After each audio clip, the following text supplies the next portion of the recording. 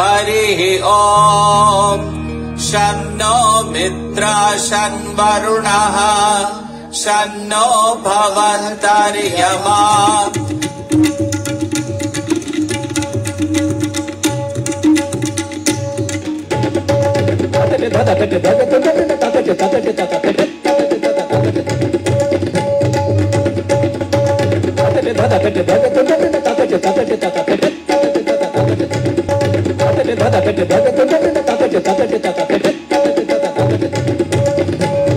স্বামী মহামৃতানন্দজি বললেন, স্বামী বিবেকানন্দ আমরা এই বিষয়ে বাংলায়। একটি ছেলে একবার এক সন্ন্যাসীর কাছে এসেছিল। অনুরাগ যে কেন কমিয়া গিয়াছে তাহার कारण बुझीते पारी ना। पिता परमात्मा के साथ जोड़ लेते हैं तो हम असीम हो जाते हैं, हम सीमित नहीं रहते हैं।